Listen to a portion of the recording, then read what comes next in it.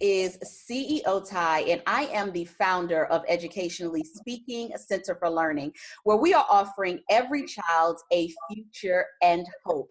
Welcome to Educationally Speaking, conversations to empower and equip parents in order to assist you in giving your child access to the curriculum.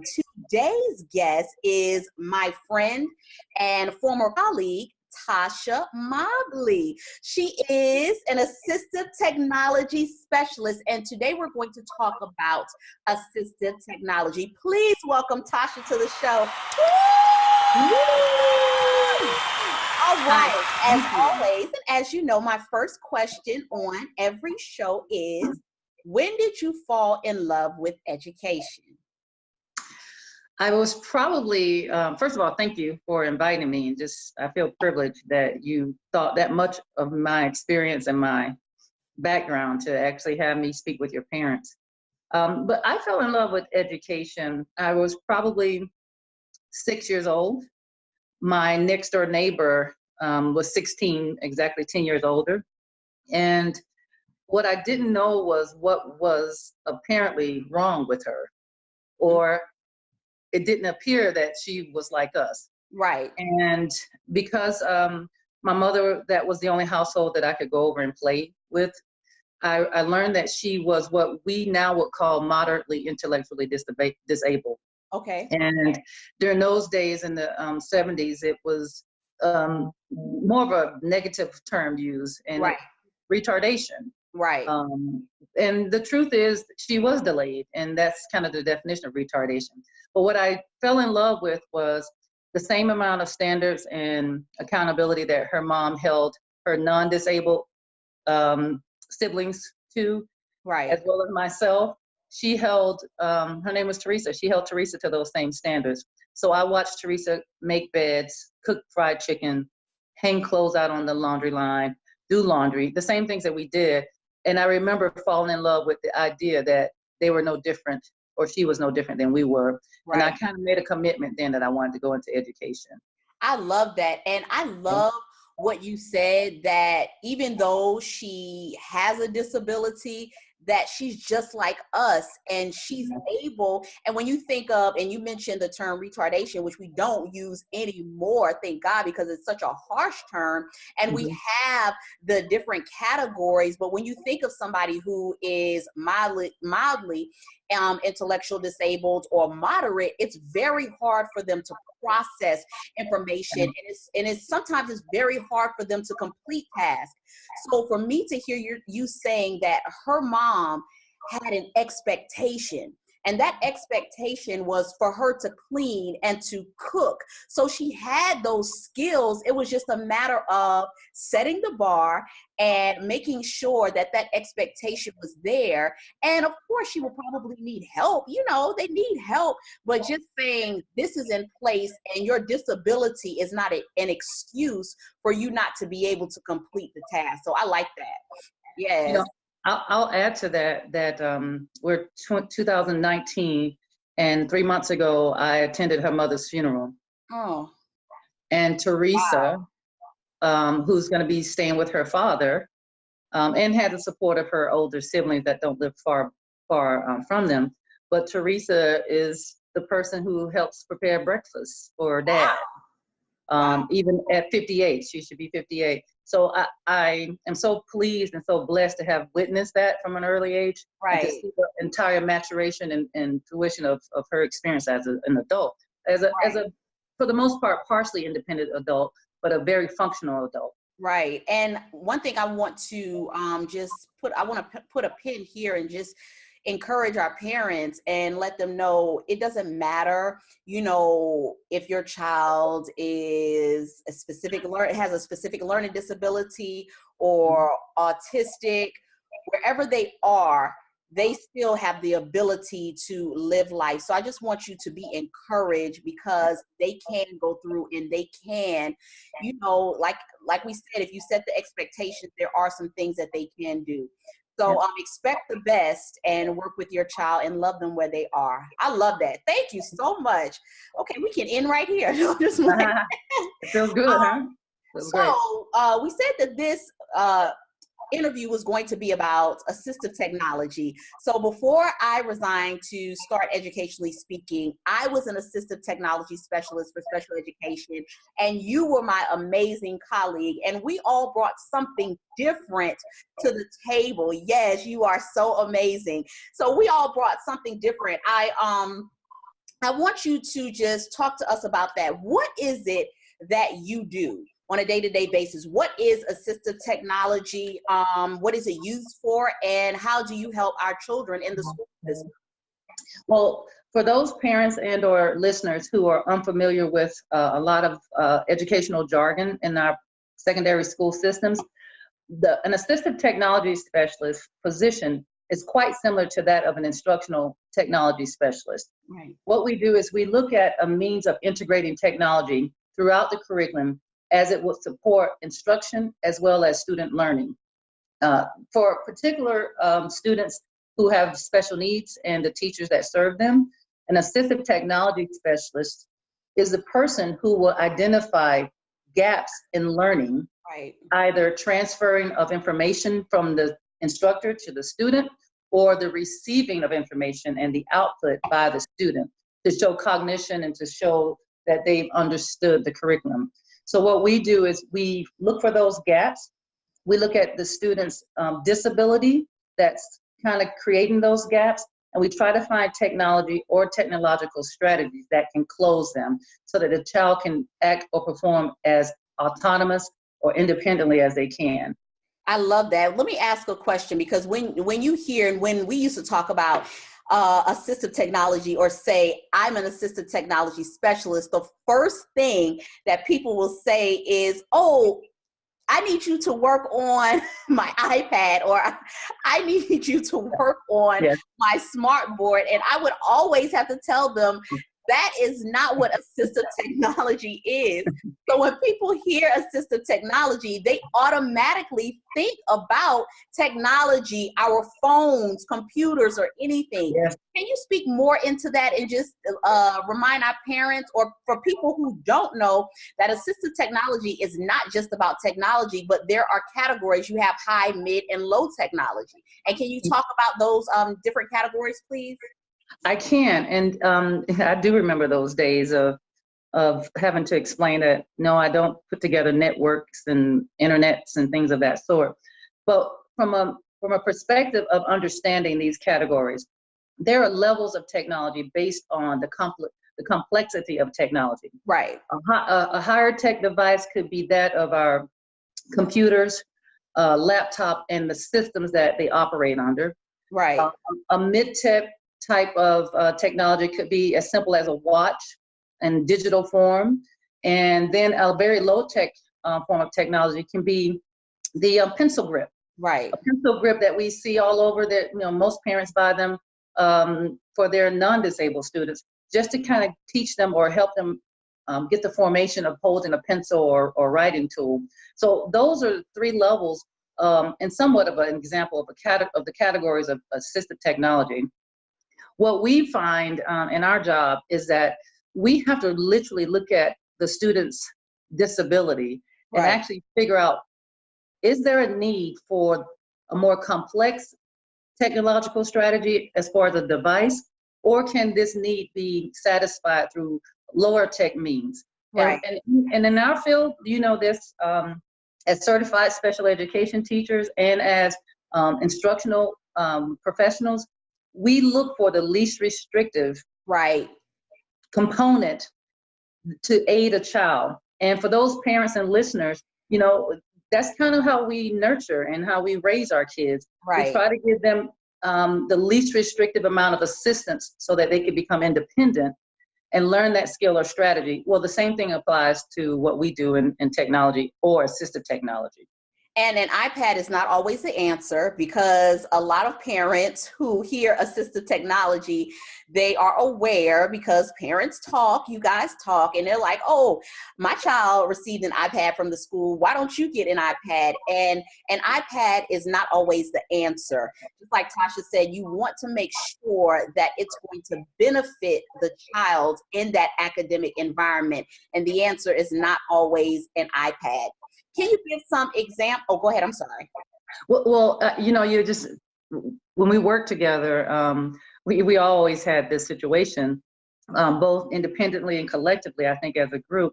But when you mentioned the iPad, you know, I always would ask a parent and or sometimes a teacher or support team member, I would say in the request for an iPad, I would say, okay, so tell me which application would you suggest Right.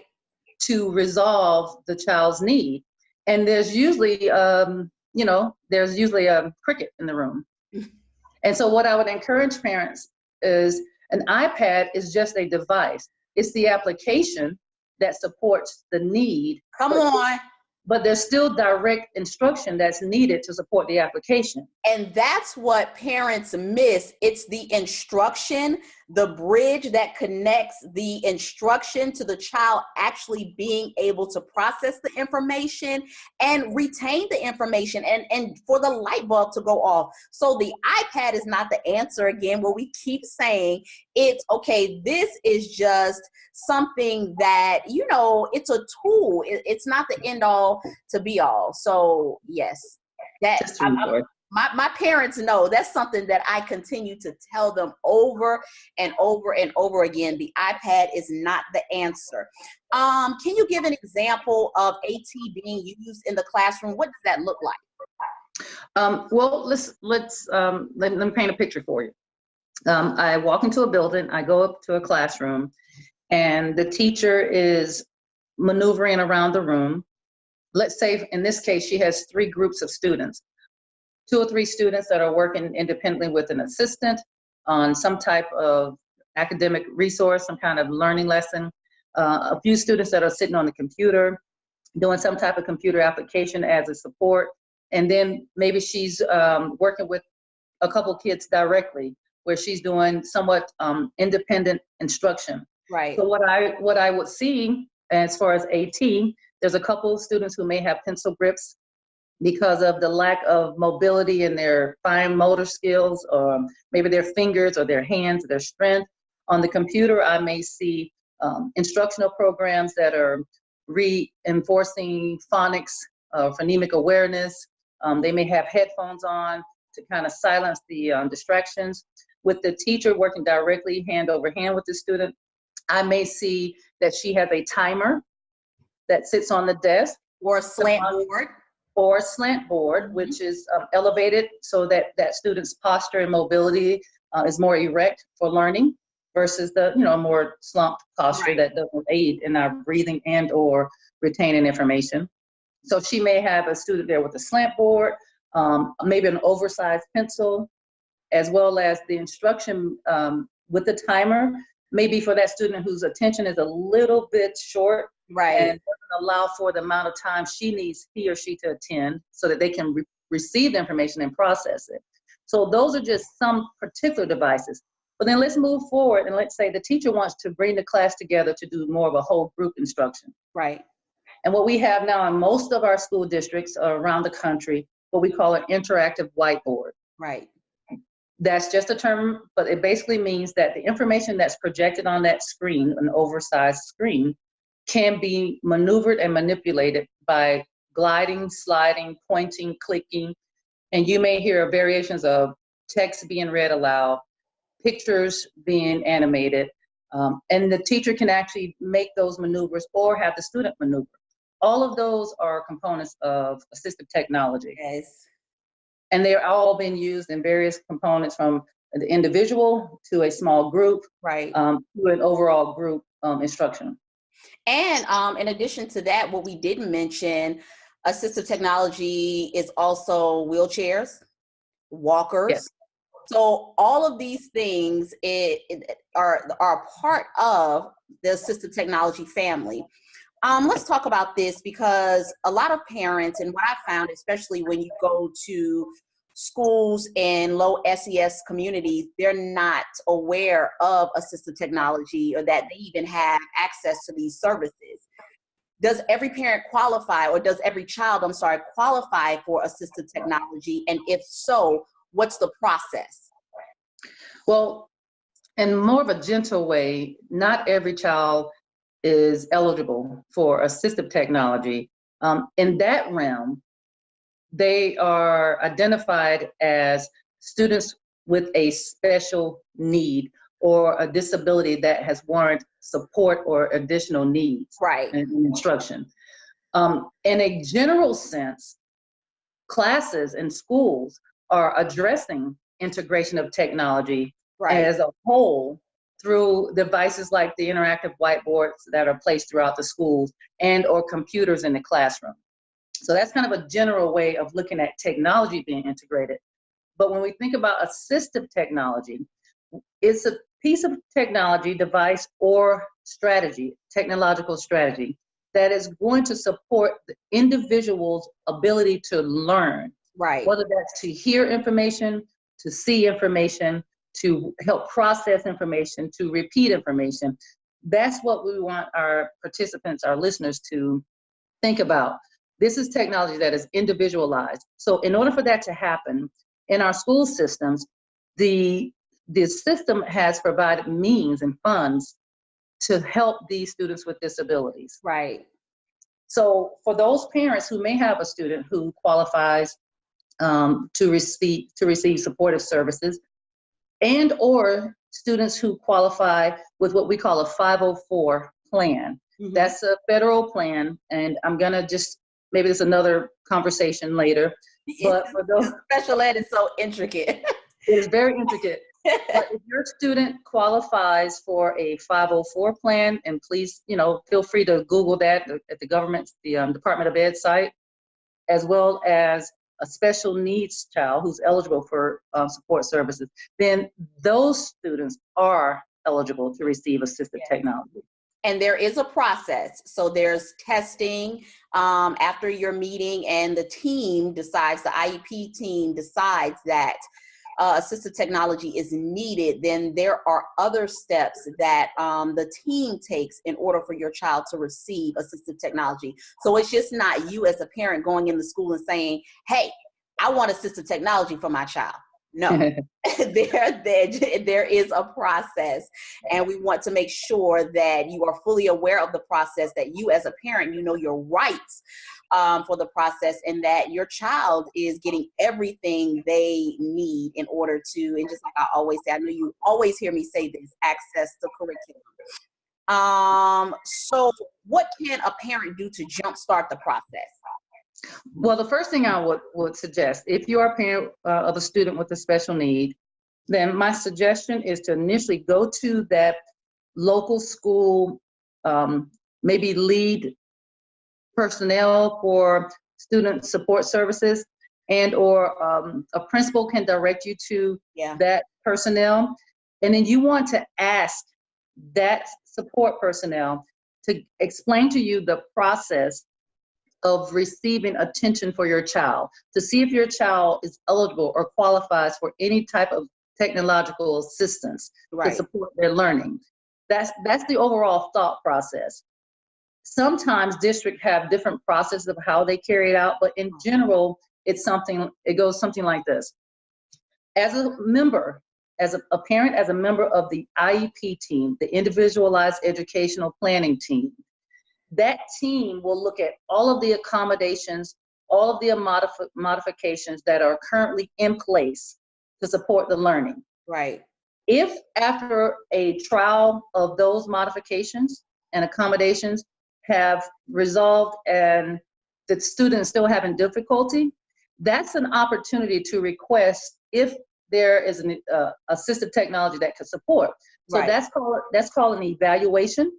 And that child can be referred to the assistive technology team. That team member will come to the school, observe, consult, various processes to do an evaluation.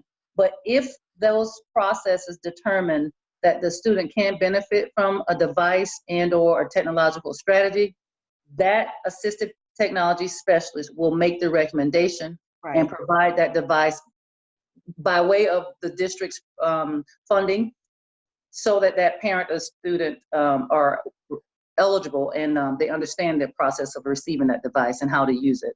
And it's not an iPad. I was trying to be very relaxed about that request. And for the listeners, CEO Ty and I have had so many years of experience of having people and parents think that the resolve or the fix to their child's issue is an iPad. It's not. And, I'm going to go on the record and say it is not, and it never will be. Mm-mm. It will give a support. It will serve as a resource, but it will never be the fix. Mm-mm. Because there still is a need for practice, strategies, approaches, and then rehearsal. Mm-hmm. And then, Ty, and I'm going to say this, so if any of the listeners are listening, this is what you would know about myself after 21 years in education. Learning doesn't take place unless there's first motivation. Yes. When there's motivation, then there's attention. Right.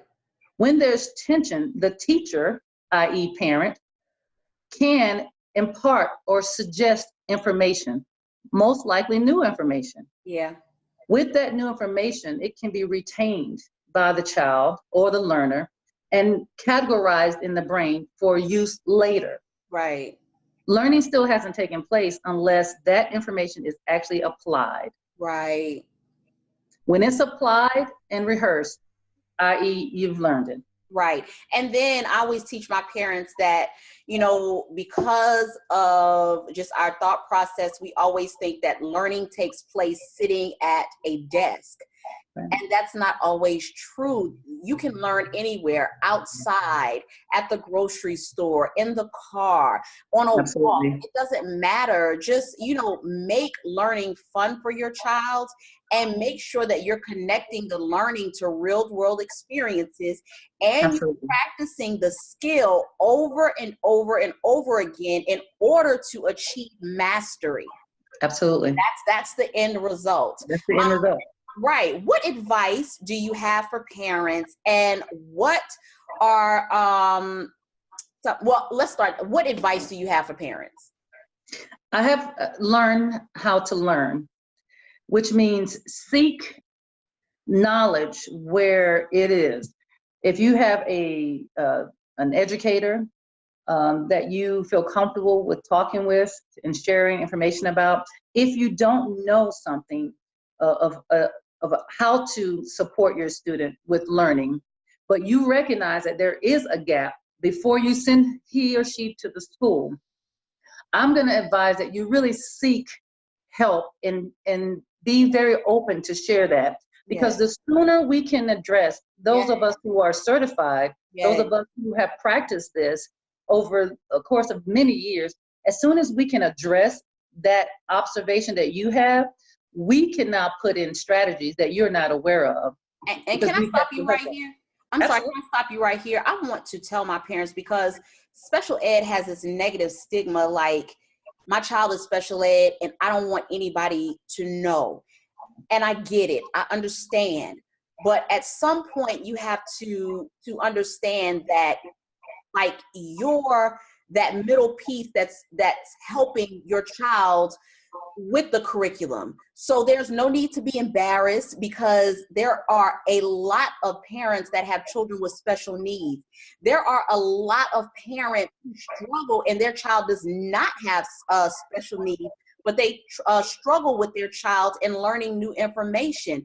But just like Tosha said, if the teacher, sees a red flag and they're saying, hey, I need you to come to the school because I need to talk to you, or we need to, have your child tested. Don't look at it as, oh my gosh, my child is going to be labeled for the rest of their life. Just look at it as, oh my God, I am able to partner with the school in order for us to come up with strategies in order to help my child move forward.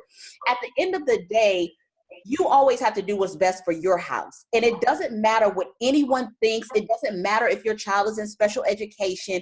You're doing what's best for your house so you can give your child the best life. Because when everybody who's whispering in your ear, when they turn around and they walk away from you, you still have to deal with the fact that I didn't do enough in order to get my child help. So get them the help that they need. Go ahead, Tosha. I'm sorry. No. I love this because we haven't talked in a while, and you used to sit near me, and this is what I would get every day, listeners. So it would kind of boost me up also. But Ty is so right. here, think about it this way. You may have 1, 2, 3, 4, or 5 children in your household. We've been exposed to, over the course of years, hundreds and thousands of students with various types of backgrounds, learning, everything is different. And not only did Ty and I both have our own individual experiences with thousands of students, but we have colleagues who've also experienced thousands. So our collective minds have looked at strategies that are well beyond any knowledge base as far as learning and acquiring new information and acquiring a new skill than sometimes parents. It doesn't mean that you are the first teacher. Parents are the first teacher. But what it means is that if we are aware and we partner with you, as Ty is sharing, then we may have various strategies that have worked based on your child's personality, your child's makeup, likes, that you just may not be aware of. So it is best to kind of grab that at the beginning. Ty, I know you taught elementary mostly. Yes. Your career, I taught mostly high school, about half middle school, majority of high school. So I kind of got that learner at the end. And what happens is, parents, your child is going to learn. They're going to find the means to learn the best way they can. Right. They're going to adapt. They're going to adapt. We want to guide them because they're going to adapt sometimes in ways that are not always beneficial to learning and acquiring information. But once it's set in place, as I experienced as a high school teacher, it's pretty hard, it's pretty tough to get that child to learn a strategy a different way. So if I can encourage or give any advice to parents, if you notice any means of a challenge to get your child to learn something, find that teacher, find that group, that counselor, so we can identify these areas early. Right. And when we say special ed, special needs, we're looking at support services. Right. We're not looking at handicapping services. Right. So my suggestion would be just to this day, go and say, hey, my child is having a hard time with his numbers or his letters, or remembering 2- and 3-step directions. Let me ask the teacher if she has any other strategies. Not only that she could try at the school, but we can try at home. It's heartbreaking when I had to go to the schools seeing 10th and 11th graders performing on a kindergarten level. Like, that crushes your soul. So, and then that's when you see the behavior problems and just the withdrawal and them saying, I don't like school, and then them not even having a vision for their future. So if you can start early and give them a fair shot. Yeah, that's the best thing. So as we wrap up, Tosha, are there any resources that, and I'll put some at the end, as I always do, but just give our parents just 1 or 2 resources for assistive technology?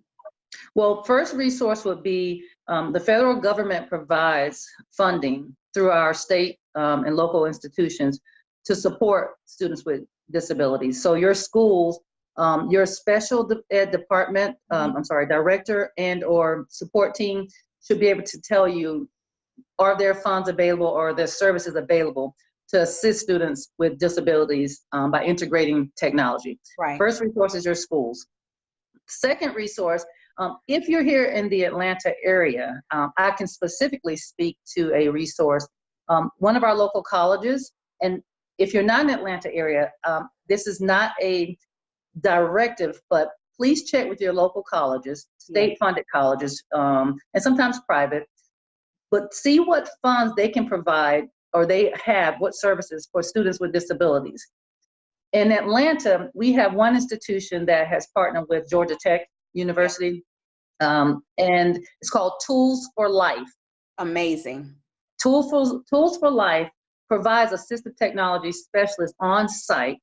They provide a free service for parents. You can go in and get educated on various devices and technological strategies. And they even have a component where they will allow you to check out certain devices for free, you know, with kind of like checking out a book at the library. You have to return it.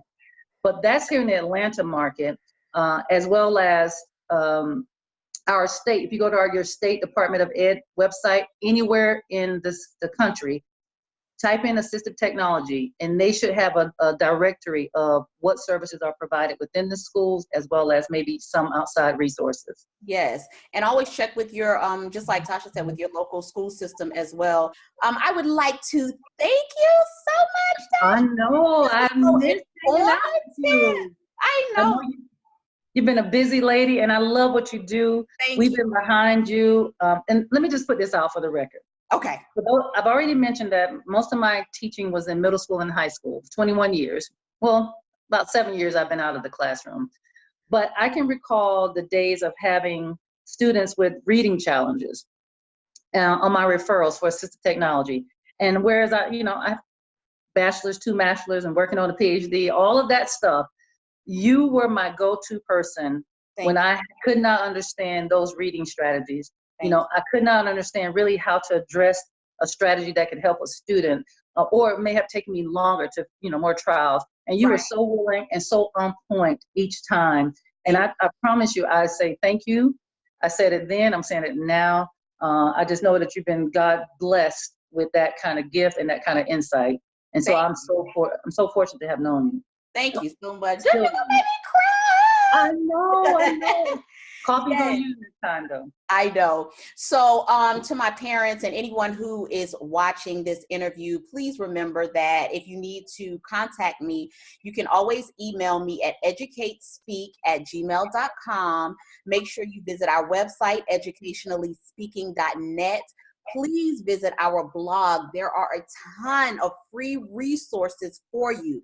Educationallyspeaking.blog. I've done the work.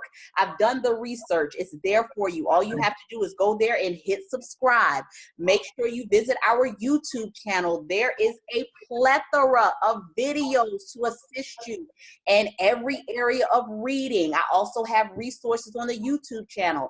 Make sure you go and subscribe. Educationally Speaking Center for Learning. And as always, thank you so much for supporting us. Have a winning day. Bye. Bye-bye.